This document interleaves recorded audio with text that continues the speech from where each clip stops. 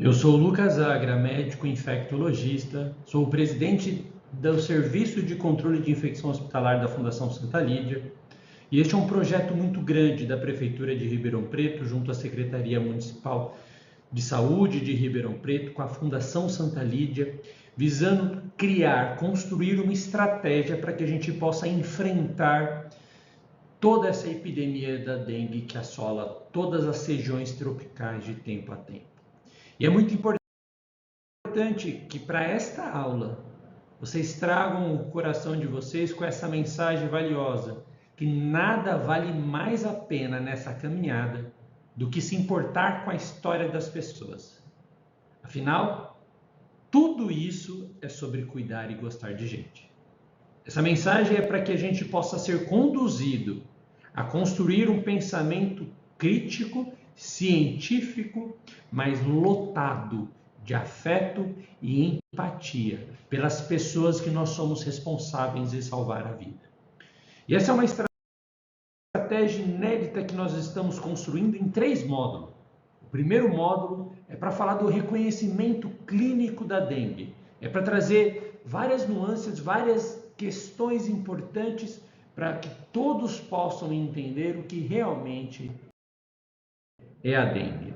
E entender a evolução cíclica dela. É entender e observar que agora, neste momento, nós estamos num ponto de fragilidade.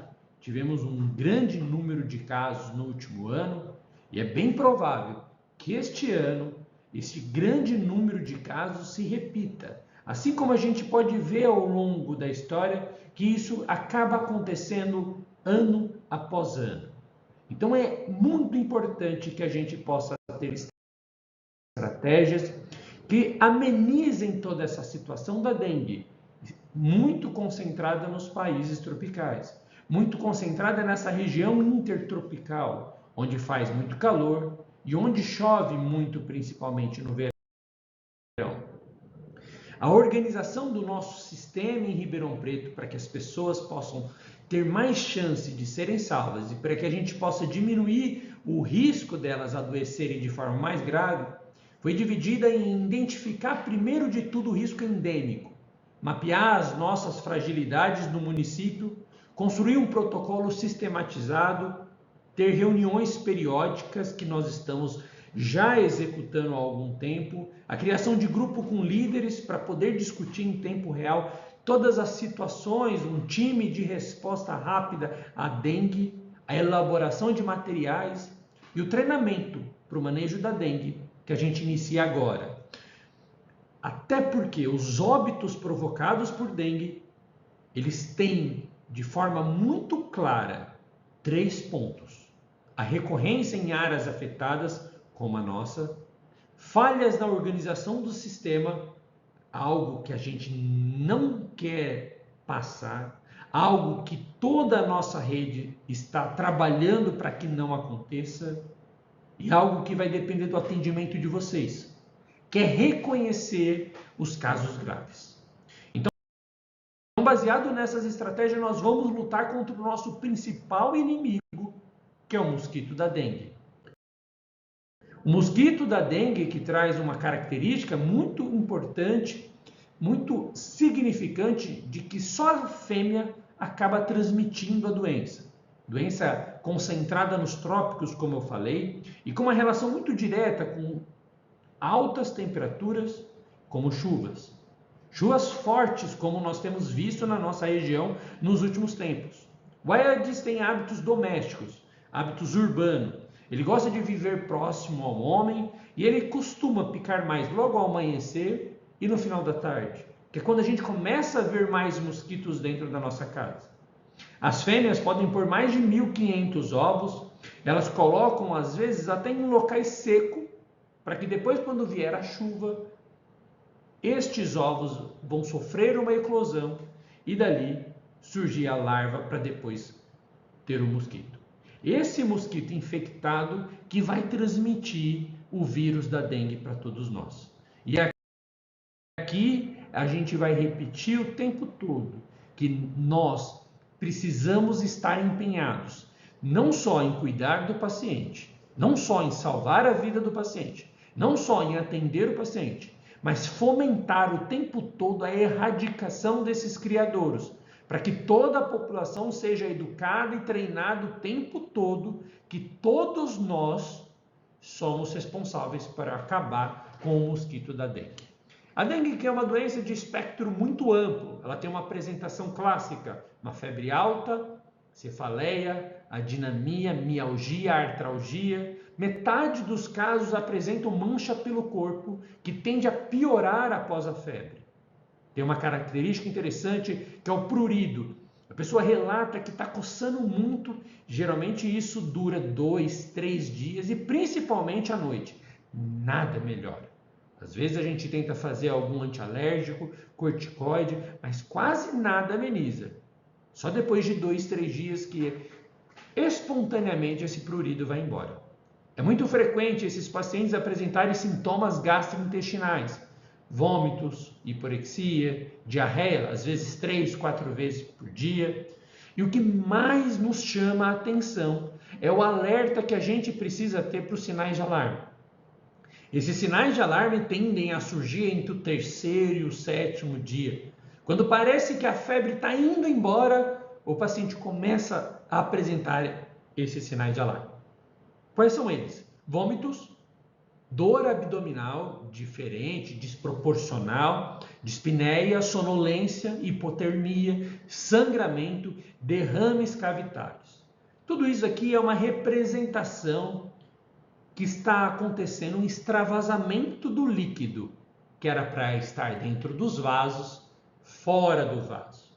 E é isso que a gente vai trabalhar, tanto na identificação dos sinais de alarme, tanto no tratamento para reverter esses sinais de alarme e nas orientações para os pacientes e familiares sobre esses sinais de alarme. A confirmação laboratorial na dengue chama a atenção porque uma grande parte dos pacientes tem linfopenia, tem plaquetas baixas. Metade desses pacientes cursam com elevação de TGO e TGP por volta de 5 vezes o limite superior da normalidade. Então, o paciente adulto com 250, 300 de TGO, TGP, nada altera, nada muito significativo, nada que requer muitas estratégias mais profundas sobre essa questão. E é muito importante que todo mundo entenda quando coletar cada exame. Nós temos um primeiro momento que é a viremia da doença, que é quando o paciente, a doença está produzindo antígeno, quando eu vou coletar o sangue, eu consigo identificar partículas do vírus. E aí o NS1, o teste rápido, eles podem detectar a doença por volta do 1º até o 7º dia. Nós, por estratégia, temos estabelecido que o NS1 vai ser coletado até o 5º dia, porque depois disso já diminui a chance dele vir positivo. O 5º dia de sintomas, porque o D0 são as primeiras 24 horas de sintomas. Esse exame ele tem uma elevada especificidade, ou seja, o paciente com sintomas NS1 positivo, muito provavelmente a gente está diante de um caso de dengue. Eu vou falar um pouco de alguns diagnósticos diferenciais, que inclusive podem trazer um falso positivo do NS1. Lembrar que depois do 5º dia, começa-se a ter a produção dos anticorpos. Então, do 6º dia em diante, a gente pode coletar a sorologia para confirmar a doença. Se essa sorologia vem negativa, é fundamental que, diante de um caso suspeito, a gente vai prosseguir em repetir essa sorologia para ver se houve mais tardiamente a produção desses anticorpos que a gente quer detectar. Os maiores desafios que a gente enfrenta nessa epidemia de 2026 são algumas questões que elas vira e mexe se repetem nas epidemias de dengue. A principal delas é a introdução do sorotipo 3, que na última epidemia ela quis passear um pouco entre nós, mas não ficou. O sorotipo 3, que há muito tempo não circula no Brasil nem na nossa região, ela vai encontrar um terreno fértil, ela vai encontrar um número muito grande de pessoas que não tiveram contato com sorotipo 3, ou seja, pessoas suscetíveis a terem dengue. Porque nós podemos ter dengue 4 vezes, pelo sorotipo 1, pelo sorotipo 2, pelo sorotipo 3, pelo sorotipo 4. E quase ninguém que teve dengue nos últimos 10 anos teve contato com sorotipo 3. Isso nos traz uma grande preocupação. A piora climática, que é uma catástrofe, um fenômeno mundial, onde a gente consegue ver claramente nos noticiários e no nosso dia a dia, chuvas torrenciais, alagamentos, nada do que a gente faz de melhor pela nossa cidade consegue dar conta de tantas tempestades, que é um clima propício para a proliferação do mosquito. É um clima propício, é um cenário de onde eu vejo alagamento, terrenos baldios, coisas entulhadas, amontoadas, desprezadas de forma errada e até criminosa, e isso tudo acaba fomentando os criadouros de mosquito da dengue. O outro desafio é lembrar que doenças febris que se parecem com dengue podem vir para nos confundir. Às vezes não é dengue, às vezes é chikungunya, às vezes não é dengue, às vezes é leptospirose. Às vezes não é dengue, às vezes é só cansaço do trabalho mesmo. E isso se repete o tempo todo e a gente vai encontrar esse desafio para lidar no dia a dia, para combater a epidemia da dengue nesse momento. E isso é o cenário que a gente encontra. É tentar saber o que é o paciente com febre, dor de cabeça, mal-estar, cansado, prostrado. É depressão, é cansaço, é esgotamento, é virose, é dengue, é leptospirose, é hantavirose, é meningite, é pneumonia. O que é que esse paciente com esses sintomas tão inespecíficos e gerais tem apresentado? Este é o grande desafio nosso. O primeiro de tudo é eu pensar que deve ser dengue, mas nem sempre é dengue. Até porque o manejo das doenças que fazem diagnóstico diferencial com dengue, elas podem nos colocar em situações muito diversas do tratamento da dengue e inclusive colocar esses pacientes mais a risco. Então eu preciso ter esse mapa, preciso pensar um pouco além.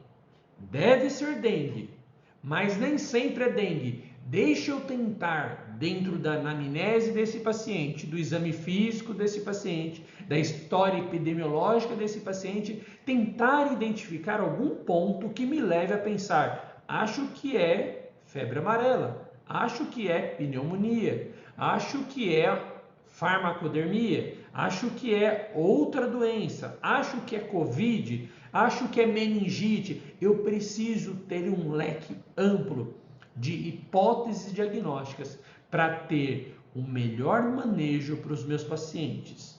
O melhor manejo, o melhor médico, o melhor atendimento para esses pacientes, o melhor fluxo de atendimento, a melhor triagem para o paciente é aquela triagem que consegue colocar o paciente no lugar que ele precisa caminhar, ou seja, deve ser dengue, mas nunca excluir a possibilidade de que aquela doença possa ser uma outra doença, qual que a gente também é capaz de tratar e remediar. Existe um fluxo, uma sugestão do Ministério da Saúde, junto com organizações internacionais, que coloca essa sugestão de fluxograma para arboviroses. Então, pacientes que tenham febre, dor no corpo, cefaleia, exantema, mialgia, eu preciso fazer 3 perguntas para ele. Ele se expôs a enchentes? Se ele se expôs a enchentes, eu preciso lembrar, pode ser leptospirose. Ele tem sintomas respiratórios? Se ele tem sintomas respiratórios, pode ser Covid ou influenza, já que dengue e chikungunya não tem sintomas respiratórios. A menos que seja algo tardio, o paciente esteja com complicações por edema pulmonar. Esse paciente tem exantema?